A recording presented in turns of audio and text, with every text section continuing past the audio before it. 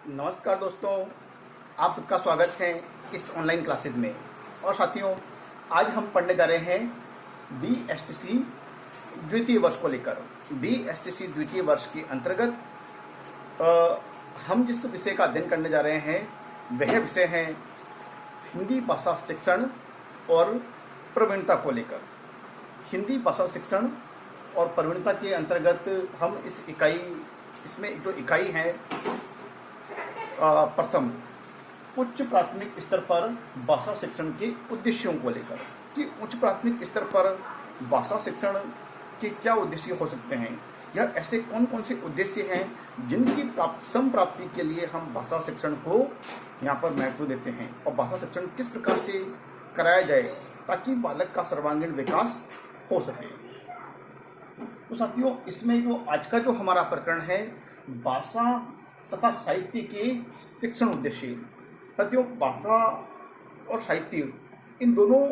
भाषा के अंतर्गत साहित्य आता है, तो इस साहित्य और भाषा इन दोनों का मतलब ज्ञान बालकों को क्यों कराया जाए या इनके पीछे ऐसे कौन कौन से उद्देश्य हैं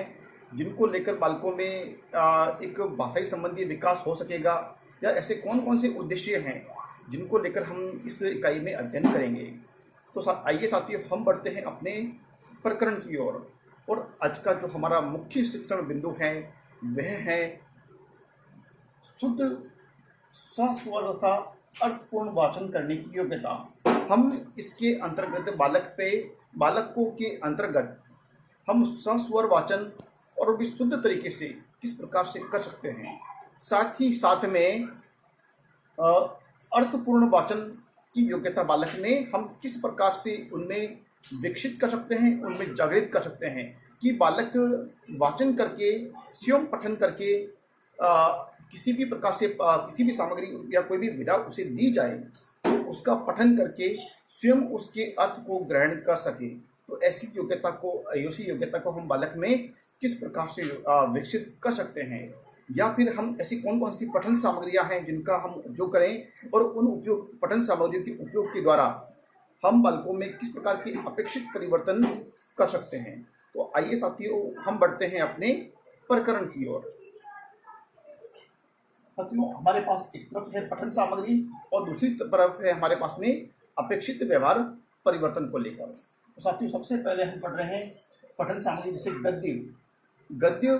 पद्य, नाटक, कहानी, उपन्यास, समाचार पत्र।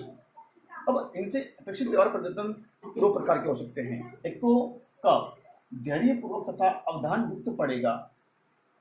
और दूसरा है शुद्ध उच्चारण एवं उचित गति, स्वराघात, बलाघात और उत्साह के साथ पढ़ सकेगा। बिल्कुल साथियों, कि बालक को यदि गद्य में की सारी रचनाएं जैसे मतलब कहानी है, संस्मरण है, उपन्यास है, जीवनी है, यात्रावर्त है, संस्मरण है, रेखा चित्र है या फिर निबंध है, अनेक सारी विधाएं जो गद्य की है या पद्य की विधाएं हैं, गीत है, कविता है, कहानी है, छंद है या फिर जो काव्य नाटक है, अनेक सारी जो विधाएं हैं पद्य की, उन सभी पदों को बालक को पढ़ने के लिए दिया जाए। या फिर नाटक, लघु नाटिका है, नाटक को पढ़ने के लिए दिया जाए, चाहे वो ऐतिहासिक नाटक है, पौराणिक नाटक है, राष्ट्र प्रेम पर आधारित नाटक हैं या फिर संस्कृति या आंचलिक नाटक है। किसी भी प्रकार का नाटक दिया हुआ है तो उस नाटक के माध्यम से भी बालक को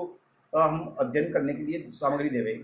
तो इन सभी सामग्री की या उपन्यास देवे या फिर उपन्यास के अलावा हमसे समाचार पत्र आदि का अध्ययन भी करने देवे। तो उन सबके अध्ययन के उपरांत बालक में ये परिवर्तन हमें देखने को मिलेंगे कि एक तो वह क्या करेगा, धैर्यपूर्वक और अवधानपूर्वक पढ़ सकेगा उनको। मतलब जो उपन्यास मान लो दिया जाए, जैसे कि हम उपन्यास दे रहे हैं बालक को, कोई उपन्यास दे रहे हैं, जैसे हम ज्ञानेंद्र का उपन्यास दे रहे हैं, परख है, सुनीता है, या उपन्यास दे रहे हैं हम लोग, या फिर हम और भी उपन्यास जो से बहुत सारे हम प्रेमचंद के कोई उपन्यास है, गोदान दे रहे हैं, गोदान को पढ़ा रहे हैं। तो कहने का मतलब है बालक उसे अवधानपूर्वक मतलब ध्यान सहित पूर्ण मनोयोग से उसको पढ़ेगा, पढ़ने की योग्यता उसमें विकसित हो जाएगी। साथ में उसकी जो अगली जो उसके होगा दूसरे नंबर की योग्यता उसमें विकसित होगी वो इस प्रकार से है कि शुद्ध उच्चारण, एक तो वो शुद्ध उच्चारण कर सकेगा स्वराघात और बलाघात के साथ में, उचित स्वर, जहाँ उसको स्वर को मतलब कहाँ स्वर में उतार चढ़ाव की आवश्यकता है, या उचित स्वर के साथ गति, या उचित गति के साथ में उचित स्वर के साथ में उस पठन सामग्री का पठन कर पाएगा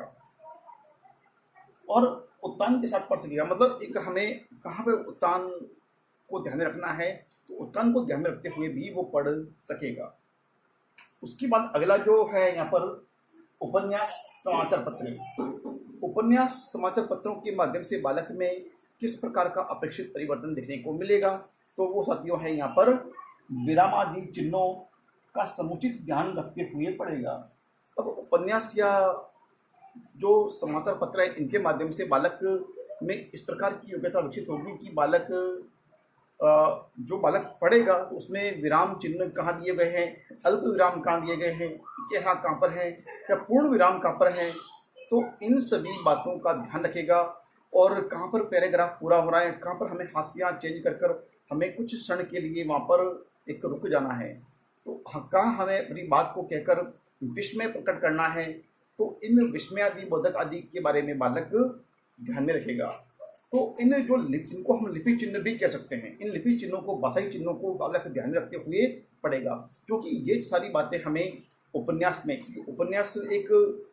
बड़ी गद्य की एक महत्वपूर्ण विधा है जिसमें मन के भाव, उतार चढ़ाव, विभिन्न घटनाओं का वर्णन, पात्र संयोजन, विभिन्न दृश्य, क्योंकि दृश्य उसमें अधिक होते हैं, तो दृश्य के माध्यम से बालक किसी भी व्यक्ति को पढ़ने वाले में, उस व्यक्ति में जो चरित्र वहाँ पर दिए गए हैं उपन्यास में, उन सब के साथ में जब कोई भी चरित्र दिया गया है वो खुद दुखी होता है तो पाठक भी दुखी होता है, और वो उसमें कोई हर्ष है, विषाद है, द्वेष है, उन्माद है या उत्कर्ष के भाव जागृत होते हैं, तो पाठक में भी मतलब पाठक में भी जागृत होंगे। तो पाठक जब उसका अध्ययन करेगा तो वो बालक भी उस मतलब चरित्र के साथ में, उस जो उसमें वर्णित किया गया है उसके साथ में विराम आदि चिन्हों के बारे में, या फिर अपने जो इन सबका पालन करने लग जाएगा, क्योंकि उसमें पढ़ने के साथ में अर्थ ग्रहण करने की भाव आ जाएंगे कि अब मुझे कहाँ पर इसमें बात हर्ष या उल्लास की दे रखी है, कहाँ बात दुखी या एक जो करुणा विशेष की बातें रखी हैं, तो बालक वहाँ पर उस ज्ञान को प्राप्त कर सकता है।